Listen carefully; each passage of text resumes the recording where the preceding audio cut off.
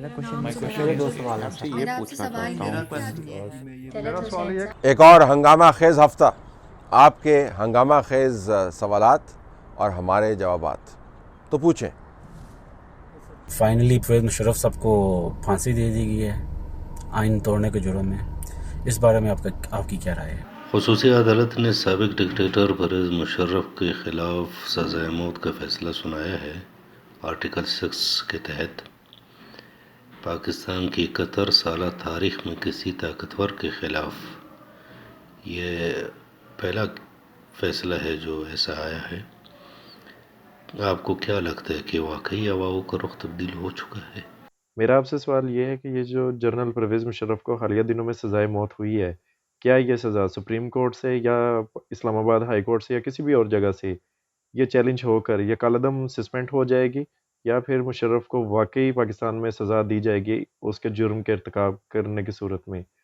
चलो सैन साहब, ये जो एक नया दिया जा रहा है लॉलीपॉप कॉम को कि जी 3 जंगें लड़ने वाला गद्दार नहीं हो सकता, वो भाई मुल्क से गद्दारी नहीं कहा जा रहा, आइन से गद्दारी कहा जा रहा है। जब आइन को आप सस्पेंड करोगे, उसको टर्मिनेट करोगे और करोगे तो इस अगर वो गद्दार नहीं है तो फिर तो आर्टिकल 6 वैसे ही निकाल देना चाहिए कि हर आर्मी चीफ ने वो जो ओथ है आर्मी का वो भी निकाल दें, क्योंकि हर आर्मी चीफ ने कोई ना कोई जंग लड़ी हुई होती है। तो आए और जब मर्जी कब्जा करे, जब मर्जी जजों को अरेस्ट करे अल्लाह के फजलो करम से, और मुल्क पे कब्जा करके बैठ जाए और 10-10 साल 11-11 साल रहे। और जिनको साल 2-2 साल की हुकूमत मिलती है वो भी उनके साथ वो गद्दार हो जाएंगे। फातिमा जना जो हैं वो गद्दार हैं और मुशर्रफ साहब नहीं हो सकते गद्दार। भाई कोई गद्दार नहीं है, आपने जो किया है वो करतूत उसका फल भुगतो, वरना फिर आर्टिकल 6 निकालो, कौम को बेवकूफ़ बनाना बंद करो यार। देखें, जो कानूनी और आइनी मामला है, जो हमारी समझ है उसके मुताबिक तो it's an open and shut case.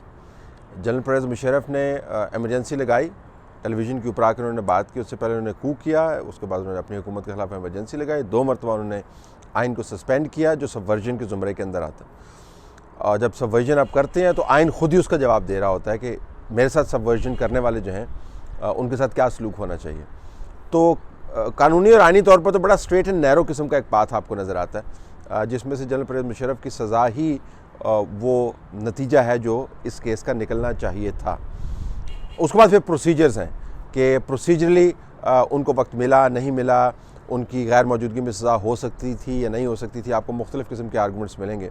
मेरा अपना ख्याल है कि प्रोसीजर बहुत बड़े पैमाने पर आपको वायलेट होता हुआ नज़र नहीं आता। ये मेरा एक लीगल अंडरस्टैंडिंग है, इससे आप डिफ़र कर सकते हैं। लेकिन बहरहाल ये डिबेट है कि जी प्रोसीजर के ऊपर हमें नज़रसानी करनी चाहिए। अगला रास्ता जो है सुप्रीम कोर्ट के अंदर आप जा सकते हैं, सुप्रीम कोर्ट के अंदर आप अपील कर सकते हैं और सुप्रीम कोर्ट जो है इसको सेटिसाइड कर सकती है। वो जो मुतनाज़ा पैरा है 66 पैरा, जिसके अंदर कहा गया कि अगर वो पहले फौत हो जाते हैं तो उसके बाद उनको डी चौक ले जाया जाए, उनकी लाश को लटकाया जाए वगैरह वगैरह जो बातें लिखी गई, मैं ज़ाती तौर पर समझता हूँ इसकी बिल्कुल कोई ज़रूरत नहीं थी। मतलब आपको इतनी गोरी डिटेल्स के अंदर जाने की ज़रूरत नहीं थी। जो अदालतें हैं और जज साहिबान हैं उन्होंने कानून का इतलाक़ करना होता है, आइन का इतलाक़ करना होता है। उन्होंने ऐसी तफसीलात से इज्तनाब बरतना होता है जिससे उनके अपने फ़ैसलों की सेहत के बारे में खामखा की एक बहस शुरू हो जाए। बहस शुरू हो गई है, यानी अगर वो पैराग्राफ 66 ना होता तो मेरा ख़्याल है कि ये फ़ैसला फिर भी बड़ा अहम और तारीख़ी होता। लेकिन वो लिख के पैराग्राफ जो है वो सारे के सारे फ़ैसले को अंडरमाइन कर दिया गया, जुडिशरी ख़राब एक कैंपेन शुरू हो गई और तमाम के तमाम आर्गूमेंट को सबवर्ट कर दिया गया। तो ये तो मेरा इसका लीगल पर्सपेक्टिव है इसके ऊपर, और यकीनन ये पाथ ब्रेकिंग फ़ैसला है। जिस तरीके से बहरहाल वो फ़ैसले के अंदर जो चीज़ें सामने आईं उसने बहस का रुख ही इस वक्त आपको मोड़ दिया है। दूसरी बात यह है कि जो आर्टिकल 6 का इतलाक़ है वो आपने बिल्कुल दुरुस्त कहा, मैं इससे इत्तफ़ाक़ करता हूँ। और ये मैं पहले कह चुका हूँ कि जो आपकी जॉब कॉम्पिटेंस है वो इस वक्त एट स्टेक नहीं है। मतलब आप फंडामेंटली कॉम्पिटेंट हो सकते हैं।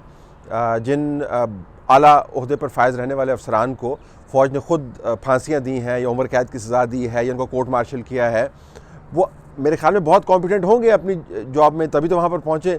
लेकिन जो ही उन्होंने कानून और आइन की हद पार की तो उनकी कॉम्पिटेंस का जो सवाल है उठा के एक तरफ रख दिया गया और जो खिलाफ वर्जी है उसके ऊपर फोकस किया गया, जिसके पादाश में उनको किसी को फांसी होगी, किसी को उम्र कैद होगी। तो ये आर्गूमेंट बिल्ड करना है जी कि वो गद्दार हो ही नहीं सकते, मेरे ख्याल में इसकी कोई बुनियाद नहीं है। इस तरह तो हर मुजरिम जो है अपने अपने शोबे के अंदर बहुत कॉम्पिटेंट होगा, कोई उस्ताद होगा, कोई सहाफ़ी होगा, कोई जर्नैल होगा, कोई मज़हबी रहनुमा होगा। वो सारे कह सकते हैं जी कि आप हमें एग्जाम्पशंस दें क्योंकि हम अपने शोबे के अंदर बड़े कॉम्पिटेंट हैं। मसला कॉम्पिटेंस का नहीं है।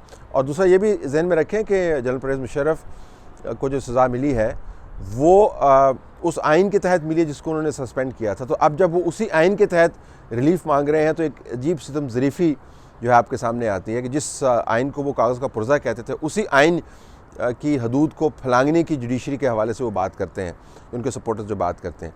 तीसरी बुनियादी बात यह है कि ये जो तमाम का तमाम स्विंग आया है कि जनरल मुशर्रफ सडनली जो है उसको हीरो बना के पेश कर दिया गया है, ये इंतहाई गैर मामूली है। मेरे ख्याल में कोई ये नहीं चाहता कि जनरल परवेज़ मुशर्रफ को जो है इस किस्म की सज़ा हो। ये जो सपोर्ट कर रहे हैं जनरल परवेज़ मुशर्रफ को एज अ हीरो दोबारा से बता रहे हैं, वो नहीं चाहते कि जनरल परवेज़ मुशर्रफ को सज़ा हो क्योंकि एक प्रेसिडेंट बन जाएगा, एक मिसाल बन जाएगी। तो जनरल परवेज़ मुशर्रफ इस वक्त बहस के अंदर जो है वो खामखा से आ गए हैं। बहस असल में ये हो रही है कि क्या ये होना चाहिए और क्या ये होकर एक मिसाल बननी चाहिए या नहीं। इस वजह से आपको इसके अंदर इतनी ज़्यादा टेंशन नज़र आती है। वरना जनरल परवेज़ मुशर्रफ तो अपने भी इदारे के अंदर को बहुत ज़्यादा मोतबर नहीं समझे जाते। एकदम जो लोग प्राइवेटली और पब्लिकली उनके बारे में जो बातें करते थे कि जी इन्होंने क्या क्या काम किए हैं, अब यकदम वो सारों को तारी हो गया कि जनरल परवेज़ मुशर्रफ को डिफेंड करें। क्या ज़बरदस्त आदमी था जो उन्होंने अपने कारनामे ख़ुद अपनी किताब के अंदर बयान किए, अपने इंटरव्यूज़ में बयान किए, जो हमने डॉक्यूमेंट भी किए हुए हैं। उनके पेश नज़र तो फ्रैंकली उनके इदारे को ख़ुद ही उनके ख़िलाफ़ तादीबी कार्रवाई करनी चाहिए थी। लेकिन इस सज़ा का ताल्लुक़ उनका बतौर फ़ौजी कमांडर नहीं है या फ़ौजी सरबराह के नहीं है, बतौर फ़ौज के नुमाइंदे का नहीं है। ये बड़ा बड़ा क्लियर है इसको बताना। वो ये है कि उन्होंने आइन की वायलेशन की। और एक और सितम ज़रीफ़ी जो मैंने कल भी नोट की वो ये कि इमरान खान साहब सबसे बड़े एडवोकेट थे जनरल परवेज़ मुशर्रफ के ख़िलाफ़ आर्टिकल 6 को लागू करने के। वो लागू हो गया है लेकिन अब वो सबसे बड़े डिफेंडर हैं जनरल परवेज़ मुशर्रफ के, वो उनकी हुकूमत। ये जो भी DGISPR साहब ने कहा है कि बहुत गुस्सा आया है फ़ौज को, ये तौहीन है और ये उन्होंने बहुत खिदमत दी हैं, तो बिल्कुल इसी तरह वकीलों ने जो किया वो भी बिल्कुल ठीक किया, उन्होंने जो डॉक्टरों ने किया वो भी ठीक किया उन्होंने। तलत भाई ये जो अभी रिसेंट कल डिसीजन अनाउंस हुआ है और जो अपने स्पोक्स पर्सन का एक बड़ा क्या कहते हैं उसको रिएक्शन आया है कि जी एंगर है। देखिए इस तरह के बहुत सारे सवालात आए हैं। मेरा अपना ख्याल है कि फ़ौज को की तरफ से जो रद्द-ए-अमल आया वो ज़ाहिर है उन्होंने कुछ सोच विचार करके रद्द-ए-अमल दिया होगा, लेकिन मेरा नहीं ख्याल कि उनको रद्द-ए-अमल देने की ज़रूरत। आप कह सकते हैं कि क्या बिल्कुल ही रद्द-ए-अमल ही आना चाहिए था। अगर फ़ौज के अंदर वाक़तन ये तसव्वुर है कि बहुत ज़्यादती हो रही है जनरल मुशर्रफ के साथ, तो आप अंदाज़ा करें कि अगर एक बहुत तगड़ा डिफेंस मिनिस्टर बैठा हुआ होता, ये जेन्युइन डिफेंस मिनिस्टर बैठा हुआ होता और नेशनल सिक्योरिटी कमेटी का इजलास तलब करवाया जाता, वज़ीर आज़म उसको चेयर करते और डिफेंस मिनिस्टर जो है धांसू किस्म की प्रेस कॉन्फ्रेंस करता और कहता जी कि मैं चूँकि उस मिनिस्ट्री को हेड कर रहा हूँ जिसका एक हिस्सा फ़ौज है और फ़ौज के अंदर जो सेंटीमेंट है वो मैं आप तक कन्वे कर रहा हूँ, तो कितना ज़बरदस्त एक क्वेश्चन आपको नज़र आता। लेकिन चूँकि हमने वज़ीर दिफ़ा ऐसे रखे हुए हैं जैसे कि रखे हुए हैं, क्योंकि हमारा ख़्याल है कि ऐसे ही वज़ीर दिफ़ा होने चाहिए, लिहाजा ये तमाम काम जो आप वज़ीर दिफ़ा के ज़रिए कहलवा सकते थे आपको ख़ुद करना पड़ा। उसके इम्प्लिकेशंस हो गए, ज़ाहिर डिबेट के अंदर हर जगह पे फ़ौज का नाम आ रहा है, हर जगह पे DGISPR का नाम आ रहा है, तो ये जो होता है ना जी कि हमने खुद आके बात करनी है, फिर ज़ाहिर फिर उसके नताइज भी होते हैं। दूसरी बात यह कि जनरल परवेज़ मुशर्रफ दोबारा आप जनरल परवेज़ मुशर्रफ को फ़ौज के साथ अगर जोड़ना चाहें इस वक्त तो बिल्कुल जोड़ लें, अगर उसकी कोई मंतक नज़र आती है तो और मुस्तकबिल के हवाले से अगर कोई आपने पैरामीटर तय करने हैं तो बिल्कुल उसको जोड़ लें। लेकिन ये जहन में रखें कि जनरल परवेज़ मुशर्रफ को अपने साथ जोड़ने से मुराद ये है कि उन्होंने जितनी आइन शिकनी की है, जितनी खिलाफ वर्जियाँ की हैं, और सिर्फ यही आइन शिकनी नहीं की है, जो उनके तमाम काम थे जिसके ज़रिए उन्होंने लोगों को अमरीकियों के हवाले किया, उनके ऑपरेशंस के ऊपर सवाल उठाए जाते हैं, जो मावराए आइन और कानून जो अमवात उनके दौर के अंदर हुई और दर्जनों और चीज़ें हैं वो सब भी फिर आपको ओन करनी पड़ेंगी। तो ये हो नहीं सकता कि आप जनरल परवेज़ मुशर्रफ को बतौर फ़ौजी सरबराह तो ओन कर लें, अगरचे इस सज़ा का ताल्लुक उनका फ़ौजी सरबराह की हैसियत से नहीं है, दोहराता चलो, इसका ताल्लुक उनकी आइन की खिलाफ वर्जी से है, और बाकी जो चीज़ें हैं वो आप उसको छोड़ दें।